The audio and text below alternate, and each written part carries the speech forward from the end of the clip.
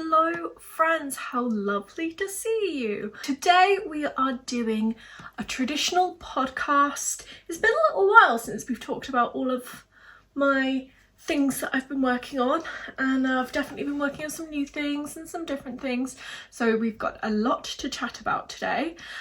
So if we've not met before, my name is Eleanor. It is lovely to have you here. Thank you for joining me. Grab yourself a nice warm cozy drink and your knitting project and let's chat. If you're a returning viewer, thank you so much for joining me again. It is nice to see you, my friend. Right, so let's talk about what I've been up to then. My first finished object, my only finished object, I don't have to show you. I'm hoping I'm going to be able to put a picture in here. This is the baby Aosta sweater by the Knit Pearl Girl. And I knit this up for a friend who just had a baby, and I ridiculously did not take any pictures of it before I gifted it. I was just so excited to actually gift it because I was a bit worried that by the time I gifted it, it wasn't going to fit the baby. So I just rushed to gift it, but it turns out babies are smaller than I think they are. And I think I was knitting a bit off gauge because it was such a small, quick item. I didn't do a gauge swatch. So I think the finished object turned out a bit bigger than I was intending, which actually turned out to be a good thing because it's also quite a thick jumper. It's cotton. I knit it in this Kremke cotton, which was a blend of cotton and recycled plastic bottles. I talked about this a bit more on, I think it was my last podcast or the podcast before, when I was still knitting this up. And this is quite a nice blend actually, but obviously it's still fairly dense for the summer.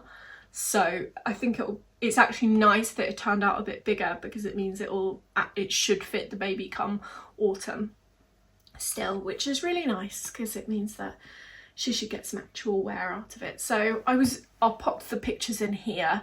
If I hopefully my friend will do me a solid and send me some pictures so that I can share it with you.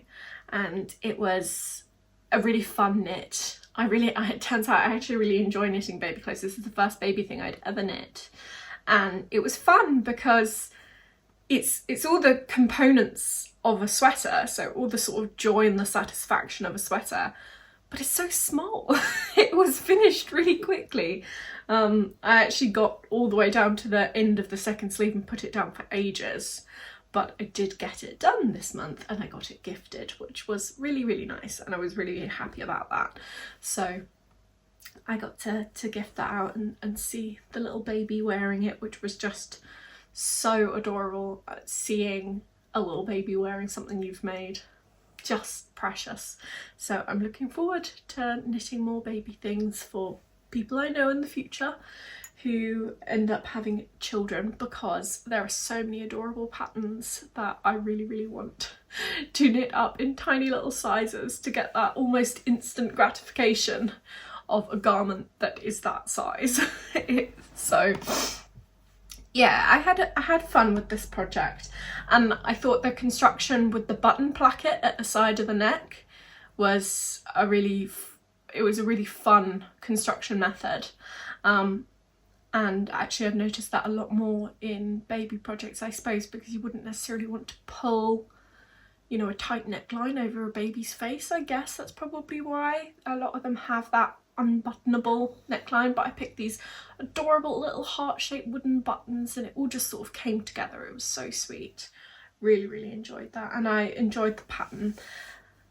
So I definitely think that this will be a bit of a sort of go-to pattern for any babies, because it's a simple construction, but with the Andalusian stitch it just gives that little bit of interest. And I would like to knit this up in like a merino or something.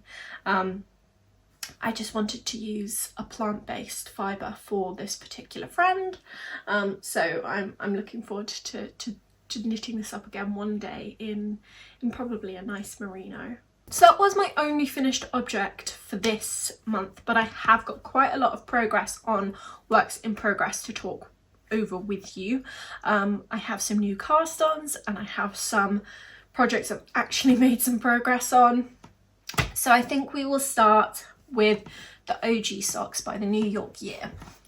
So these, I haven't actually made much progress on these because despite trying to be a monogamous sock knitter, I'm never going to be a monogamous knitter altogether, but I do try with my socks to only have one pair of socks so I don't get second sock syndrome, because I can get quite distracted. But despite that, I have cast on more socks and kind of forgotten about this one. So I think last we spoke I was about sort of here, so I have finished the leg and started my heel, which is really nice. I think I just ended up, I got really excited about colourwork socks and I put this down, but actually it's such a lovely knit and I really do need to get back to this because I absolutely adore this Creative Anarchy hand-dyed sock yarn in these moody gothic colours, along with the sort of gothic archway style cabling on this pair of socks. It's absolutely gorgeous. I love the New York Year's patterns for that reason. They're just simple but always really nicely textured, and I just love these colours so much. I'm hoping, sorry if you see me looking up here, I've got a mirror to see my viewfinder, so I'm just making sure that you can see that. So yeah, I absolutely love the colours on this sock. It's just so gorgeous and it feels, it's such a nice base. This it's a merino 75-25 I believe, but it feels really nice and soft. So I do need to finish these, looking forward to finishing those. But I have minimal progress, just the beginnings of a heel and my finished leg to show. The reason I got distracted from the OG socks was the Ocean Drive socks by Pip and Pin. This has the most beautiful scalloped detail, which is achieved via mosaic knitting, and I'd never done mosaic knitting before. This first sock is finished other than Kitchenering the toe because I can't find any of my yarn needles, so I haven't stitched up the toe yet. But I absolutely love this. I just really fancied like a scrappy colourwork project, so it would be a little bit of colourwork in the sort of doing the scallops in between the stripes, but I wanted something a little bit simpler. And I loved the colours of these. I really love the blend of pinks and browns, especially pink and rust. I think that's such a nice colour combo. It's just, yeah, I feel like you don't see it enough, but it works so well. And I just love how this sock knit up. I do really need to cast on the second one now. But you'll see, again, I've just been jumping from project to project recently. My attention span has been so short. I think it's because I'm a bit stressed because we're now 5 weeks today from the wedding.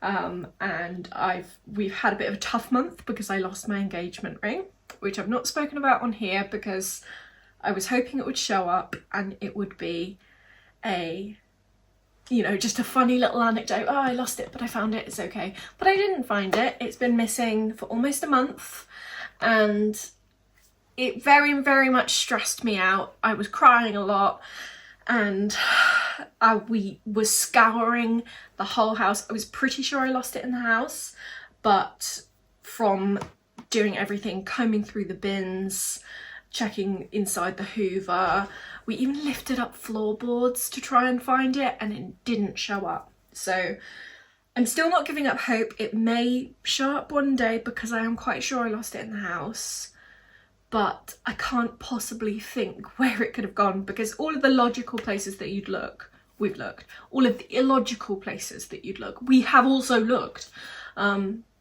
You know, we've looked up the chimney and inside the washing machine filter, even though we didn't put any washing on between when we lost it and when we were looking for it. So just, I've looked inside the fireplace everywhere that you could possibly think that sounds completely ridiculous, I guarantee I have looked there. And it still didn't turn up. So I spent the first few weeks of this month very sort of upset and stressed and worried, and I was sort of trying, almost not putting off wedding planning, but it was a little bit, because I didn't really want to make plans around sort of, like, our photographer was asking, you know, about photos of the jewellery, and I'm like, but I lost my engagement ring. And now I've had to just sort of make peace and say, it's just the engagement ring. I will have a wedding ring. The annoying thing is that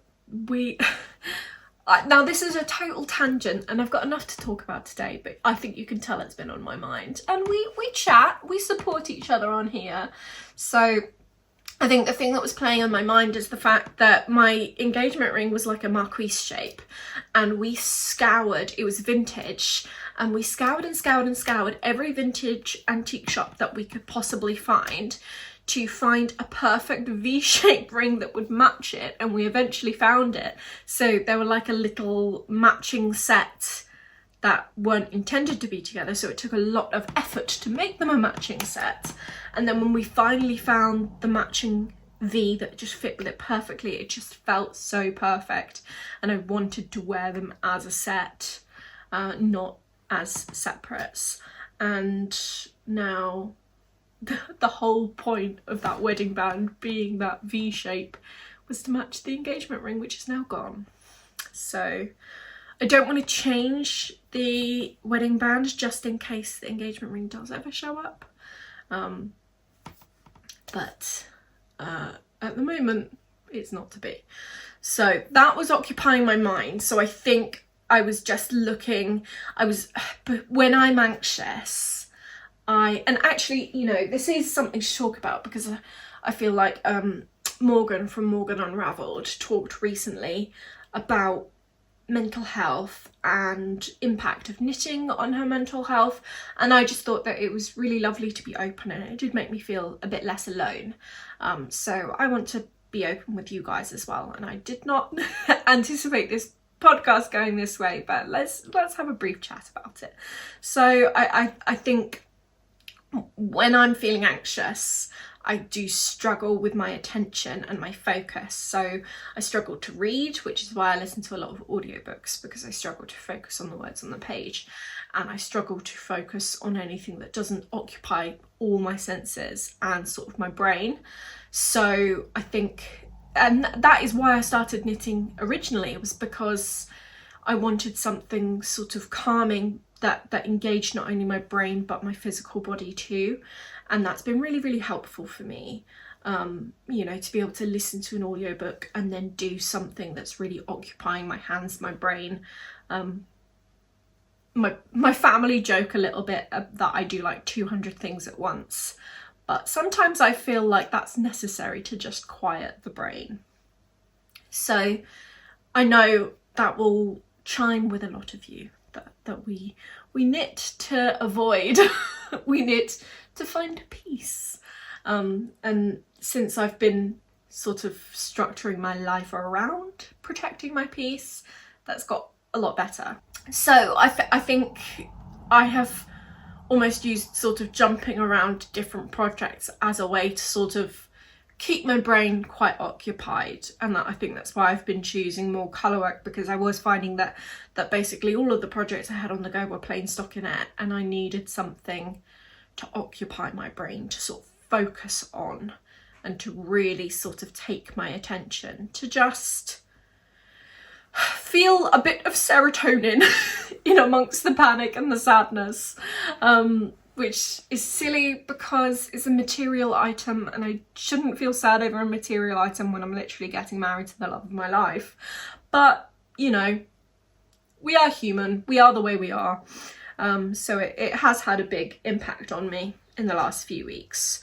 So that was kind of what this cast on was for, and that is a long explanation of this cast on. And then I was just sort of serotonin chasing, I think. So when I finished this one sock, instead of casting on the second sock immediately, I cast on a pure serotonin cast on, which you may have seen me mention briefly if you watched my last video on colourwork sock knitting, because I think the thing that is scratching my brain at the moment and keeping me the right level of distracted is colourwork. So I cast on, every time I pick up multiple colourwork socks, I get so tangled in all the different multiple colours, but I cast on the Herding Hens socks by Stone Knits, and are these not the most precious socks you've ever seen in your life? They are so cute. They are just, they're bringing me a lot of joy, which is what I needed out of my project. So I knit to about sort of there in one day the other day, and then I've sort of slowed down them a little bit since then. I've put a line in for an afterthought heel, so I'm just going to knit my chickies. And actually I think at the moment they look quite crumpled on the needles, but that's because they're unblocked. I think when I sort of stretch it out like it would be on my leg, the tension's actually looking pretty good, and I have tried them on and they do go on really nicely. So I think my 2.75 needles that I'm trying for colourwork are definitely working for me, which is really, really great. This is knit in a mixture again of sort of scrappy yarns.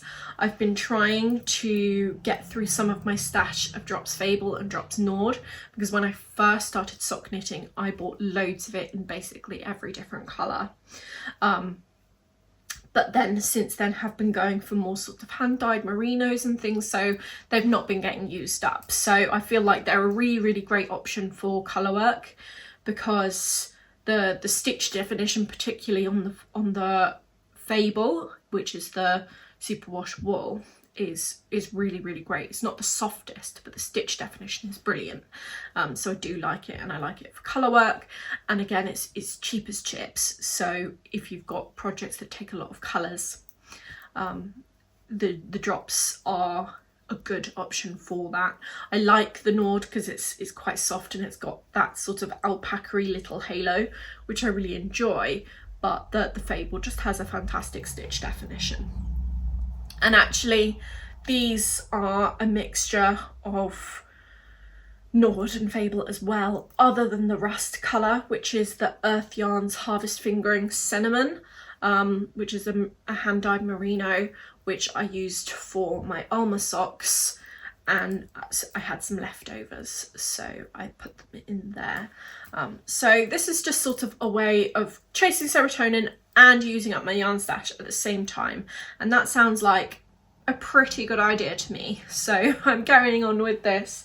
And yeah, I'm enjoying my chicken socks, and I think once I'm on a real colourwork kick at the moment, so I do need to cast on the second one of these.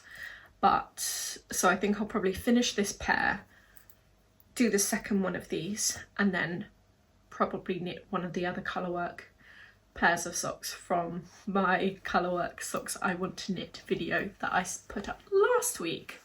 So that is a very convoluted description of why I've been just obsessed with socks recently, and I just feel like sock knitting is the thing that brings me the most sort of instant joy, because it's a small thing that can have so much character to it.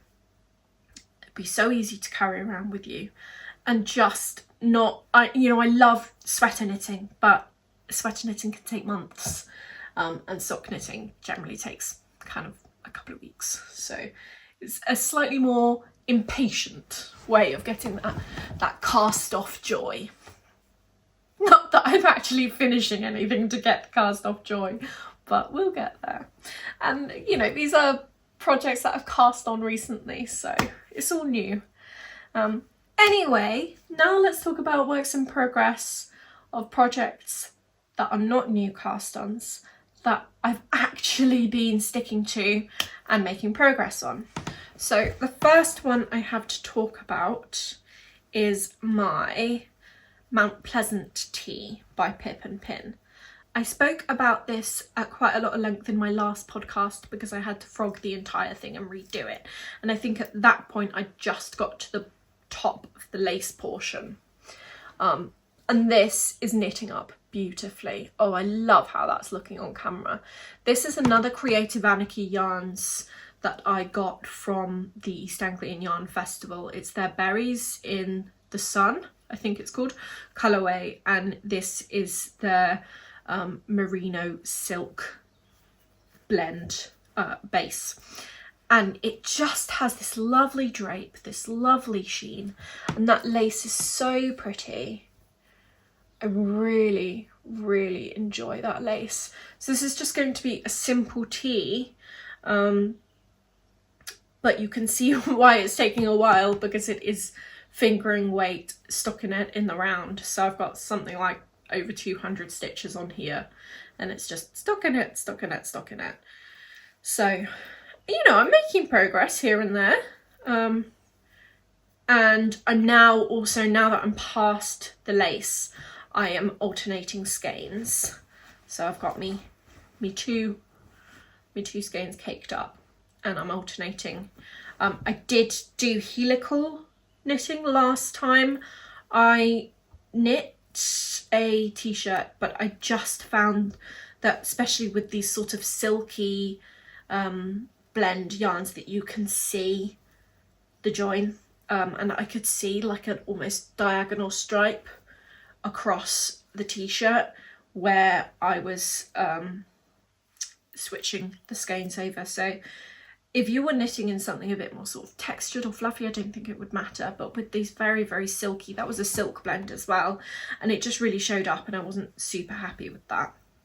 So you can even just see where I'm a little bit where I'm alternating the skeins, but that's, you know, going to be at the side under the arm, so it's not such a big deal. But it really does show up imperfections, this silk blend. But when it's blocked, it'll be fine, and it'll be beautiful, and it will be lovely. But that's why I'm not helical knitting, and why I'm just alternating skeins down the side. That's definitely preferred for me, because I just find that helical knitting does, I think it's probably my tension. I was probably pulling the stitches too tight, but in any case, I didn't want to risk it again. So I just went for alternating skeins at the side. And this is going slowly but surely. And when I work with it, when I have the silk yarn on my wooden needles, it's just such a beautiful knitting experience. But yes, as I said, I've not really been in the mood for plain stockinette recently, so I'd not made too much progress on it. So hopefully I just keep trucking away on this one. Why has it become detached? That must have been a cat. I'm not going to say anything because YouTube will ban me. But this keeps happening. They keep chewing through the ends. Does anyone else's cats do this with their knitting? Yeah, I can see it now. They chew through the ends and disconnect my balls from my working yarn. And it drives me bonkers because I end up with so many more ends to weave in than I need, simply because the cats have chewed through it. It's honestly, it's so annoying. And this is why I try and leave them all in project bags rather than out. But sometimes, you know, when it's next to me on the sofa and they just jump up, they nibble through it before I'd even noticed. Anyway, my last work in progress is, drumroll please, are you ready for this? It's my Heirloom Quilt Cardigan. I've made progress on it. This has been sitting in, like, with all of the pieces made and completed since probably about October time. It predates this channel, I tell you. And I've had all of the squares made and ready to be sewn up, and I just, because I hate seaming, I haven't seamed them. And I finally seamed them all together. Look at that, it's an actual little shawly cardigan. So let me try and show you this better. I've put it together. We've got the actual cardigan structure and we've got a sleeve. Would you look at that? Or the start of a sleeve. And this, because this is quite an oversized drop shoulder, the sleeve actually kind of reaches my elbow already. So I only need another sort of probably 6 inches and then a cuff. And I'm doing the balloon sleeve, so this will have no shaping, and then it will do the rapid decrease into the cuff at the end. And I am hoping, because I have one ball of each colour left to complete a sleeve, and I'm going to do them all sort of different colours so it's scrappy and mismatched again. So I'm going to have one dark green sleeve, one brown sleeve, and then maybe the cream button band, haven't decided. So I'm hoping that one ball is enough for the sleeve. If not, I may have to buy more, which would be less than ideal, because I don't think I want to go down the route of like colour blocked sleeves. I'm going to do the cuffs contrasting colours. So hopefully I can get, you know, sort of another 6 to 8 inches in this green, and then I can put the cuff on in a contrasting colour, probably like maybe the pale beige on this side, and then the brown with like the orange on this side, and then do like a cream button band maybe. We'll have to see. And I'm hoping that at the moment, as you can see, it is quite short. It reaches sort of around my true waist, but I do tend to like them to be a bit more sort of a bit lower than that. But I'm hoping, because this is a very drapey yarn, I think it will stretch out over time, and also I'm hoping I can gain a couple of inches when I block it, because I think it should really relax when I block it and go quite drapey. That's my hope. Obviously each square has already been blocked, but they've not been blocked as an item as they've been sewn together, and I feel like, as you can see, they're sort of quite almost bouncy where they're seamed together. So hopefully I can sort of pull the back down there and maybe put a decently chunky section of ribbing on the bottom. But you know, I want this to be a throw on a cool evening. Like, you know, it's supposed to basically be like a blankety quilt in the form of a cardigan. So that's all it needs to be. And I just wanted it for like summer evenings when I'm outside reading. So I picked this up again because, you know, essentially like a wearable blanket for going outside. But as you can see, it does at the moment sit really high up. So I'm just hoping when I block it, you know, I can get it to sit about there and have the squares be square rather than rectangular. So that's the goal with that one, but I'm just very happy to have all that seaming done and have it back on the knitting needles rather than the sewing needles. So yeah, I'd really like to get that done over the summer so that I can, as I say, I love to sit on the really long evenings and sit out until we've even lost the light and read books and just sit out on the swing seat and just on a warm summer evening. But sometimes I usually like wrap a blanket around my shoulders, but if I can have this, so it can just be my like sitting cozy in the garden, you know, or just, you know, evenings when you're cuddled up on the sofa, because I'm not really a shawl person, but I want it in the place of when people would wear a shawl, essentially. So that's that one. And this I am knitting up in Drops Soft Tweed, and I love the aesthetic of it.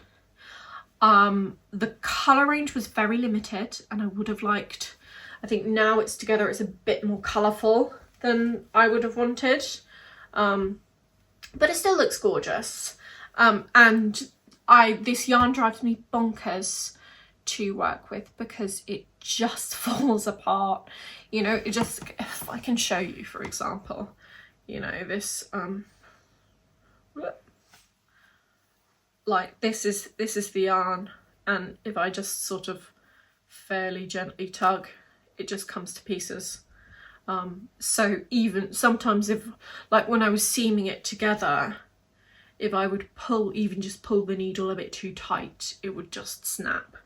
So it's not the most fun to work with, but that is why it's got this very sort of tweedy, loosely plied look to it, which is genuinely, you know, gorgeous to look at and really enjoyable to feel for a very, because it looks very rustic, but it's not that itchy. But it is a bit of a nightmare to work with, so I don't think I'll be doing at least a garment in that again after this one. And I think some of the colours have been discontinued anyway. Okay, so let's talk acquisitions. I am still trying to be quite sensible and get through my stash, especially after the East Anglian Yarn Festival. However, I have got a couple of things to show you. So my first acquisition, there is logic behind this. I know I just said that I was trying to work through my sock yarn stash. However, in fairness, these two are not for socks. So these two I want to use to make the teddy pants by Petite Knit, which is like a little sort of teddy romper type thing for a baby, because there's going to be a new baby in my family, and I'm excited to knit more baby things. And this is one of the baby patterns that I had seen a long time ago and I love very, very much. And this is a superwash fingering weight yarn, so, and it's so soft, and I think they do recommend it for baby clothes. So the full Kalana Arwetta I thought would be a really good choice for that. And I've got it in this sort of beigey colour, so it'll kind of look just like the sample, which was what I wanted. So that's what those ones are for. And then when I was looking at a lot of the patterns in my colourwork socks that I want to knit, and I was thinking, because I very much want to get into colourwork sock designing, and I've had lots of ideas floating around my brain, and I feel like I just need to spend some time trying out different charts and different designs. So I wanted to make sure I had a full palette of colours to work with. So I wanted to expand my colour range. So I got a lovely green, which I thought would be lovely for sort of flowers.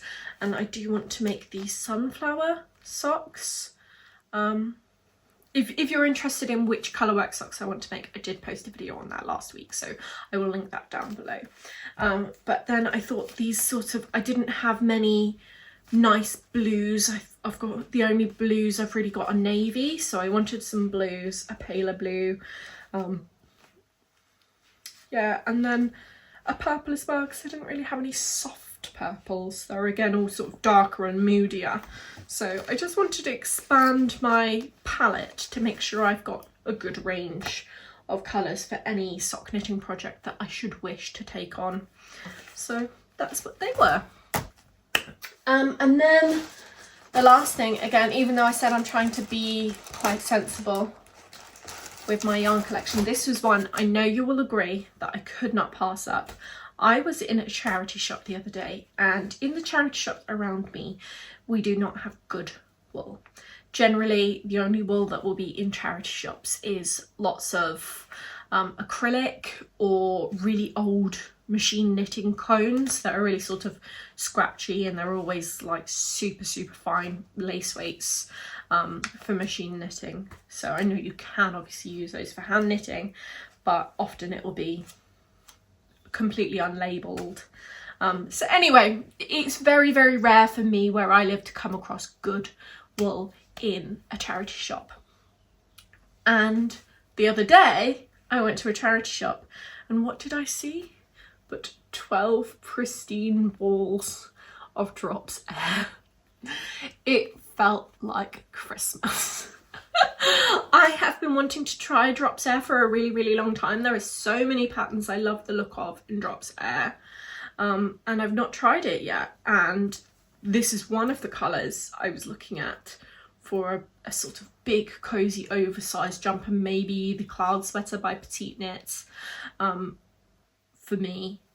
And the fact that I've got 12 balls of this means I can do something really lovely and chunky and oversized. And 12 balls, bear in mind it's usually I think about £4.80 a ball, so I think that would probably work out about £60 worth. I got for £16.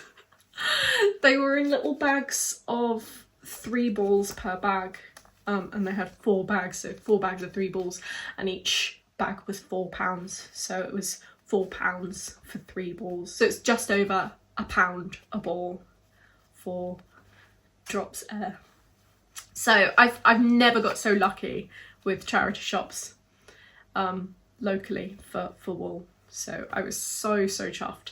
So I sat there going, oh, I'm supposed to not be spending more money on yarn, I'm supposed to be trying to save money with the wedding coming up and everything, but if I do not buy this now and we get to the autumn and it's not on sale and I have to pay full price because I inevitably do want a Drops Air jumper, then I'm going to be kicking myself.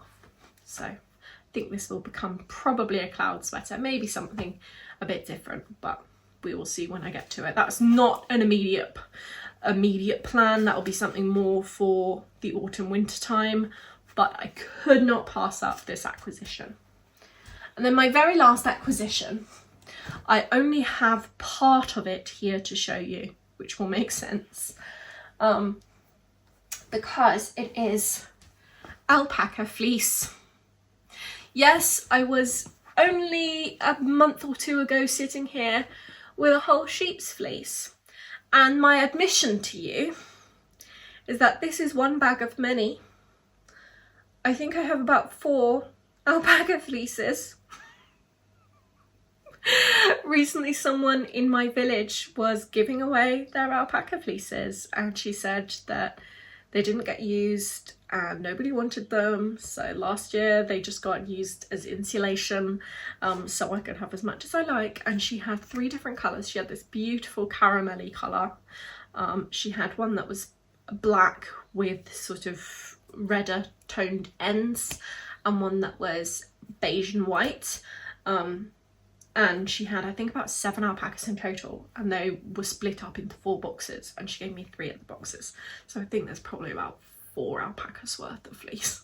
And it's all in my shed, and I just have one bag inside the house that I'm working with at the moment. So I've been sort of experimenting with how to best card this fibre and prepare it for spinning, because it's very different to a wool that's packed with lanolin. It's a very different experience, but I'm enjoying it, and I tell you, the cats love it, so I need to try and figure out some way to make them like a bed out of it. So I'm not sure whether I'm going to maybe weave it unspun, or maybe try and do a really loosely plied chunky yarn, maybe with a drop spindle or something. But if you've got any ideas on how I can turn this, because they love the loose fibre, so I don't want to knit it like tightly, I want it to still be fluffy so that they can sort of really enjoy the fluff. And I've got enough to make myself something and the cat something by a long way. So yes, that is one thing that I want to do with it, but my dream is to have a 100% alpaca garment from my hand spun.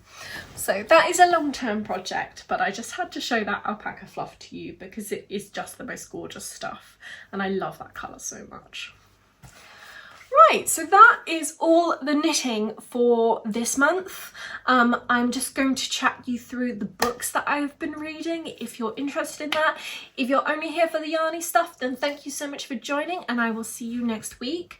But if you are interested in books, then please stick around for a little bit.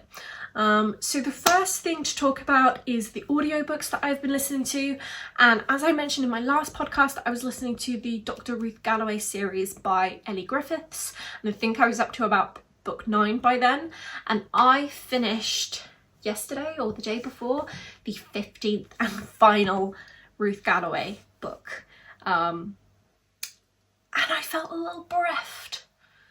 I think by the time I'd got past book 10, I wasn't really listening to it for the mysteries anymore, because the mysteries, they're fine, but it was the characters that I'm really enjoying. There was a sort of central romance that, if you like slow burn, by Jove, it is the slowest of burns. But it had been building throughout this whole 15-book series, so I was just desperately waiting to get through that. And there's lots of sort of sub-characters, and when you have spent, you know, each of these books is like 300 pages long at least, and there have been 15, so that's like 4,500 to maybe 5,000 pages or something. When you have spent that much time with the characters become very three-dimensional, and I tell you what, Ellie Griffiths puts her characters through the ringer. There are characters I love that are just constantly in turmoil, and I just think, how many times can like one just average archaeologist from Norfolk be in mortal peril? But in mortal peril she is very often, and so is the whole cast of characters. It's very, very dramatic, but by the end of it, I was like, these characters have been keeping me company whilst I've been knitting, gardening, moving house, everything, and they've been keeping me company all the way through it, and now it's done. It's crazy.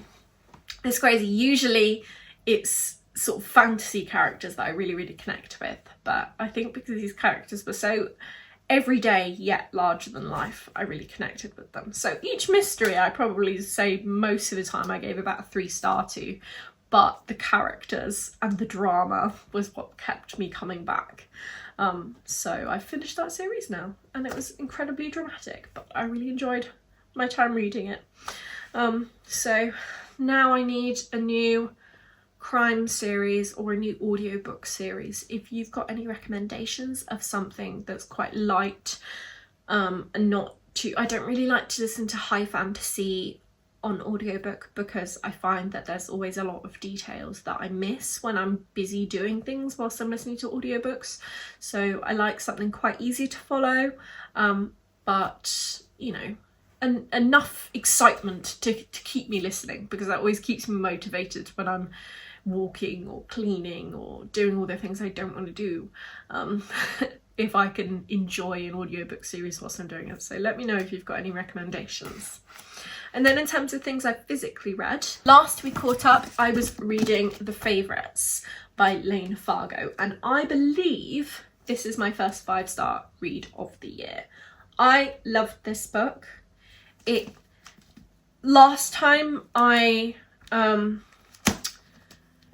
compared it to Daisy Jones and the Six, and I stand by that comparison. This is like if everybody in the Daisy Jones and the Six was more morally barren, was more dramatic. It's like a so much more dramatic, overly dramatic at times, gritty, sort of more life and death almost, which feels weird to say about ice skating, but read it and you'll understand. It's high stakes and yeah, just so much drama, but I got that same feeling of 3-dimension to the characters, really spending all this time with them. And it has that same sort of format where you're interspersed with modern day recollections from peripheral characters, which I really, really enjoy when we get those sort of like interview clips in a book. So I really, really enjoyed this. I highly recommend it if you are one of those people who like a more of a gritty summer read, where, you know, it's more contemporary, although this is set in the 90s, I believe. Yeah, so it was gritty, it was dramatic, it was heartbreaking at times, and I really enjoyed it. This was a real page turner, and yeah, really, really enjoyed this one. Yeah, if you enjoy scandal and romance with a bit of a sort of dark, thrilling edge to it, then absolutely go for this one, especially if you're a Taylor Jenkins Reid fan.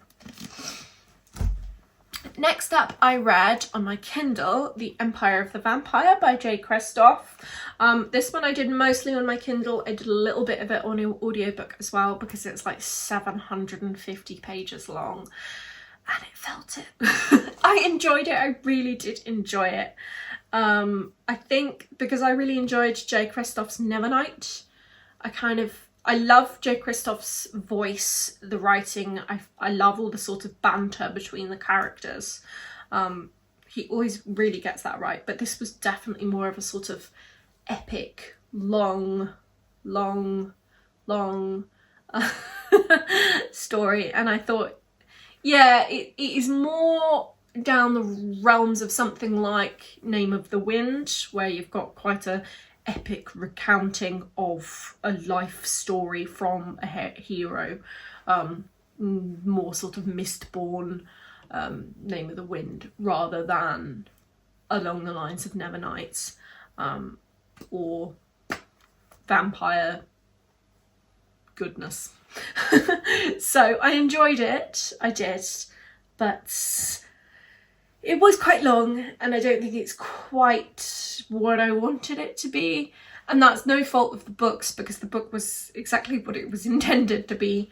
I just think I was in the mood for something a bit more, maybe more of a sort of, it's focused on sort of fighting against the vampires rather than following the vampires. So I think I probably wanted more of a vampire romantasy. So again, if you've got recommendations for a vampire romantasy, throw them my way because your girlie needs some hot vampires for the summer.